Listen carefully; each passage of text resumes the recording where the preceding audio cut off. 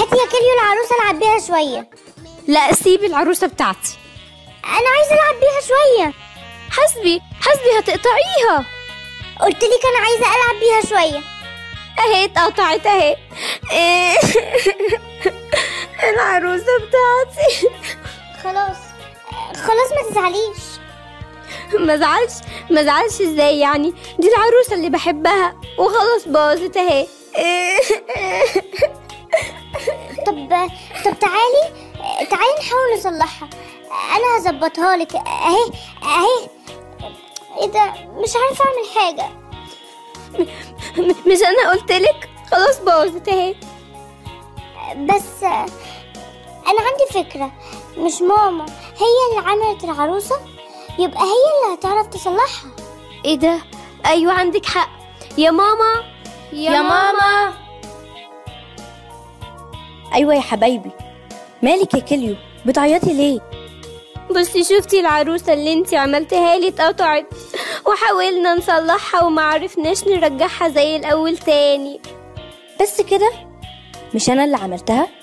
يبقى انا اللي هصلحها وهرجعها زي ما كانت بالظبط. انتوا عارفين يا ولاد اللي حصل ده بيفكرني بايه يا ماما؟ هقول لكم، بس قولولي الاول، مين اللي خلق الكون كله؟ ربنا طبعا. برافو عليكم. طيب فاكرين خلق الكون ده في كام يوم؟ ايوه يا ماما، في 6 أيام. اخدناهم قبل كده في مدارس الاحد. اليوم الاول فصل بين النور والضلمه. استني، وفي تاني يوم ربنا خلق السماء الجميلة دي. وتالت يوم تالت يوم يا حبايبي ربنا خلق الأشجار والنباتات. الرابع ربنا خلق الشمس والقمر والنجوم.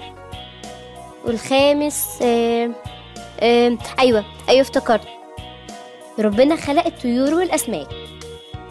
وطبعا سادس يوم بقى ربنا خلق الحيوان والإنسان، وزي ما انتوا عارفين خلق آدم من تراب الأرض ونفخ فيه نسمة حياة، وخلق حواء من ضلع من أضلاع آدم.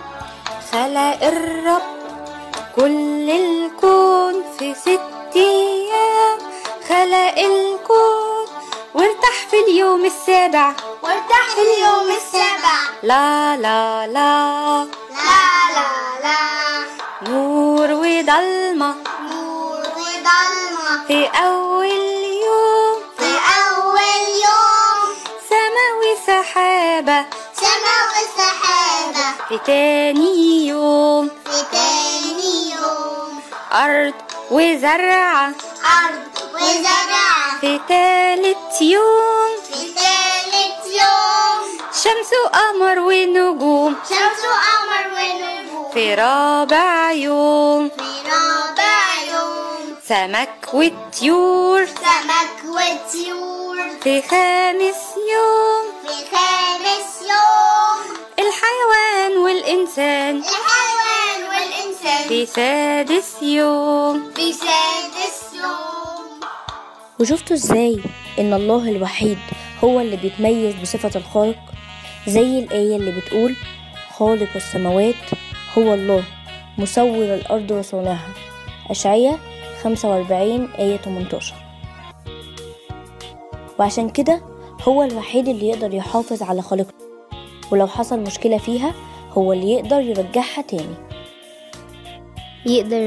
تاني. ازاي؟ مش فاهمة، ممكن تفهميني؟ تعالوا شوفوا الحكاية دي وانتوا هتفهموا.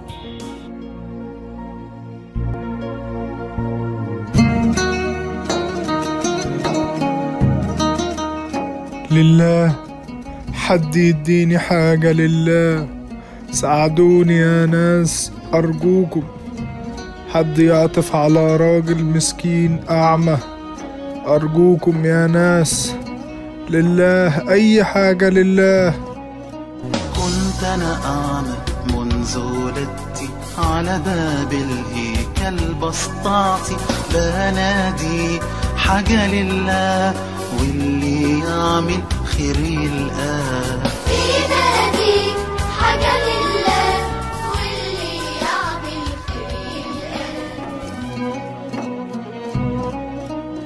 يلقاه. لله، حد يديني حاجة لله. ايه ده؟ ساعدوني ايه ده يا رب؟ ناس، أرجوكم. ازاي الراجل ده مولود من غير عينين؟ يعطف على راجل مسكين.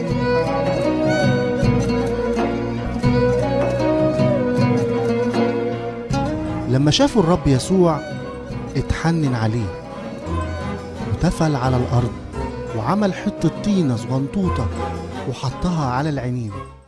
ودلوقتي بعد ما حطيت الطينة على عينيك روح اغسل وشك في بركة سلوام.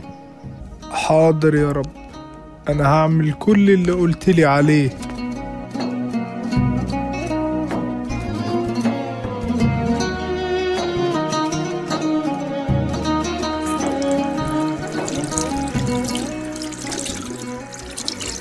أنا شايف، مش معقول بعد كل السنين دي بشوف. أنا شايف يا جماعة، أنا شايف يا جماعة، أنا بشوف. فهمت ليه بقى انا قلتلك ان اللي صنعك هو اللي يقدر يصلحك؟ وحد الله الخالق الكل صنع ايديه، من ولا حاجة قدر يخلق الكون وكل ما فيه. الله غير محدود وخالق، إلهنا راعي أمين، عاوزنا نكون عارفينه، قال لنا هو مين. في كنيسته وإنجيله آبائنا حكولنا عنه، خالقته بتشهد لاسمه، وكل ما نعرفه أكتر بنحبه أكتر وأكتر. وكمان في حاجة تاني، ان ربنا خلق كل حاجة بنظام عجيب. ايوه يا ماما، زي جسم الانسان كده، يعني كل اجهزة جسمي بتشتغل بنظام وترتيب. زي كمان برضو الليل لما بيجي وراه النهار. برافو عليكم. وهتلاقوا كمان فصول السنة بتيجي بنفس الترتيب والنظام، يعني في الأول بيجي الصيف وبعدين الخريف وبعدين الشتاء وبعدين الربيع. شفتوا ازاي ربنا خلق كل حاجة بنظام عجيب؟ وعشان كده هو الوحيد اللي يقدر يغير نظامها. ازاي يا ماما؟ ممكن تفهميني؟ زمان خالص أيام ما كان يشوع قائد شعب ربنا وبيقودهم علشان يوصلهم أرض كنعان، دخل يشوع يحارب الأعداء.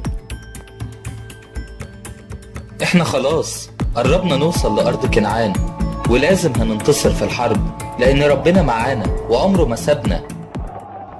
وربنا ساعدهم في الحرب وخلى الأعداء يجروا منهم هربانين، وكمان هم وبيهربوا بقوة ربنا السما نزلت قطع تلج على الأعداء.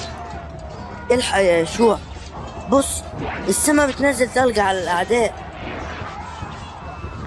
ولما بدأ نور الشمس كده يغيب، ايه ده يا يشوع؟ الحق دي الشمس هتغيب ومش هنعرف نكمل الحرب.